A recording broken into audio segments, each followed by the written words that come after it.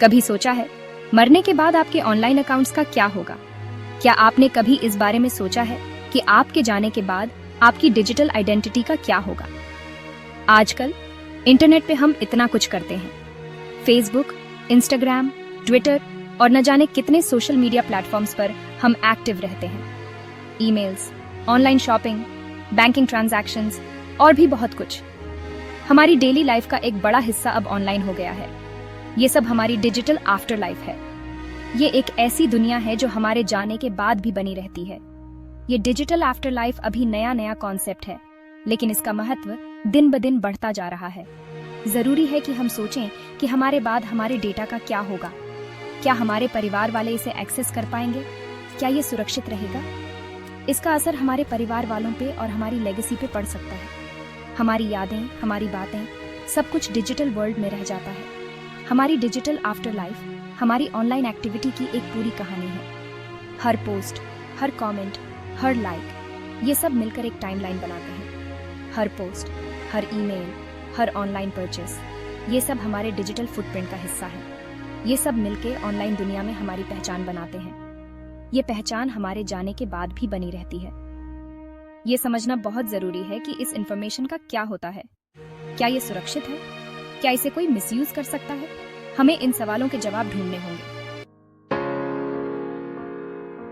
Social media platforms को भी अब यह समझना पड़ा है कि डिजिटल एज में डेथ का क्या मतलब है। जब कोई व्यक्ति गुजर जाता है तो उसकी डिजिटल प्रेजेंस का क्या होता है, ये एक बड़ा सवाल बन गया है। हर प्लेटफॉर्म के अपने रूल्स हैं डिसीज्ड यूजर्स के अकाउंट्स के लिए। ये रूल्स इस बात को सुनिश्चित करते हैं कि उस व्यक्ति की डिजिटल लेगेसी को कैसे संभाला जाए। जैसे फेसबुक पे आप अकाउंट को मेमोरियलाइज कर सकते हैं। मेमोरियलाइज्ड अकाउंट का मतलब है कि प्रोफाइल एक ट्रिब्यूट स्पेस बन जाती है जहां लोग उस व्यक्ति को याद कर सकते हैं। मतलब प्रोफाइल एक ट्रिब्यूट स्पेस बन जाती है, यहां लोग अपने थॉट्स और मेमोरीज शेयर कर सकते हैं और उस व्यक्ति को याद कर सकते हैं। फैमिली और फ्रेंड्स वहां मेमोरीज शेयर कर सकते हैं। ये एक ऐसा स्पेस बन जाता है जहां लोग अपने इमोशंस और फीलिंग्स को एक्सप्रेस कर सकते हैं। या फिर फेसबुक अकाउंट परमानेंटली डिलीट भी कर सकते हैं। अगर फैमिली चाहती है कि उस व्यक्ति की डिजिटल प्रेजेंस पूरी तरह से हट जाए तो ये ऑप्शन अवेलेबल है। इससे अकाउंट का सारा डेटा एरेज हो जाता है। ये एक परमानेंट स्टेप है जिससे उस व्यक्ति की सारी डिजिटल ट्रेसेस मिट जाती है।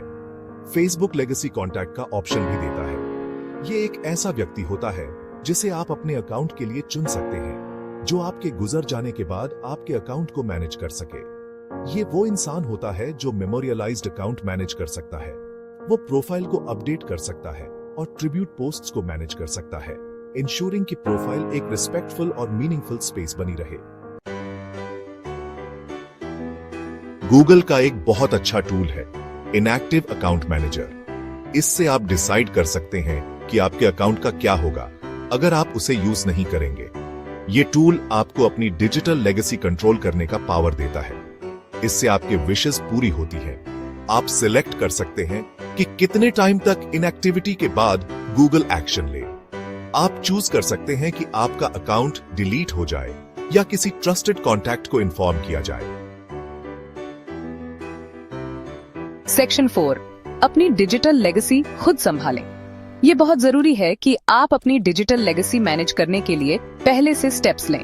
डिजिटल लेगेसी का मतलब है आपके ऑनलाइन अकाउंट्स, डिजिटल एसेट्स और पर्सनल डेटा जो आप पीछे छोड़ते हैं। इसे मैनेज करना आपके और आपके लव्ड वंस के लिए बहुत फायदेमंद हो सकता है। जैसे कि एक डिजिटल विल बनाएं। डिजिटल विल में आप स्पेसिफाई कर सकते हैं कि आपके डिजिटल एसेट्स का क्या करना है।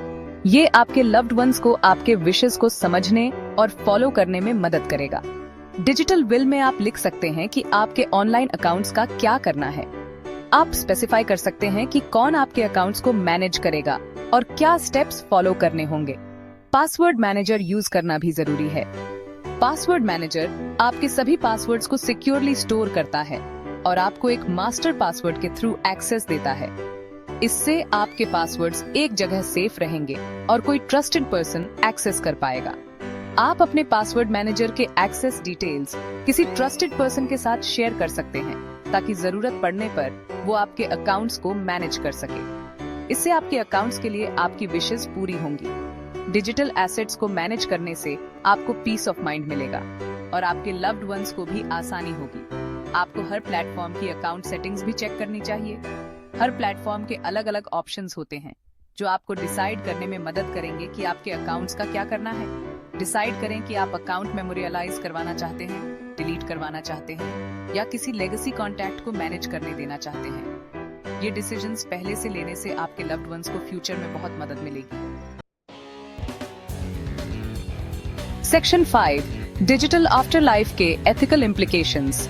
डिजिटल आफ्टर लाइफ के कॉन्सेप्ट से कई एथिकल क्वेश्चंस उठते हैं, जैसे हमारे मरने के बाद हमारे डिजिटल डेटा का मालिक कौन होगा? क्या फैमिली मेंबर्स को हमारे प्राइवेट मैसेजेस और फाइल्स देखने का हक है? ये कॉम्प्लिकेटेड क्वेश्चंस हैं जिनके इजी आंसर्स नहीं हैं। आंसर्स हर किसी के बिलीफ्स और कल्चर के हिसाब से अलग हो सकते हैं, लेकिन इन इश्यूज पे खुल के बात करना जरूरी है। सेक्शन 6, परिवार वालों पर इमोशनल इम्पैक्ट। किसी लव्ड वन की डिजिटल आफ्टर लाइफ हैंडल करना इमोशनली चैलेंजिंग हो सकता है। उनके अकाउंट्स देखने से पेनफुल मेमोरीज वापस आ सकती हैं। ऐसा लग सकता है जैसे आप उनकी प्राइवेसी में दखल दे रहे हैं। जरूरी है कि इसे सेंसिटिविटी और रिस्पेक्ट के साथ अप्रोच करें।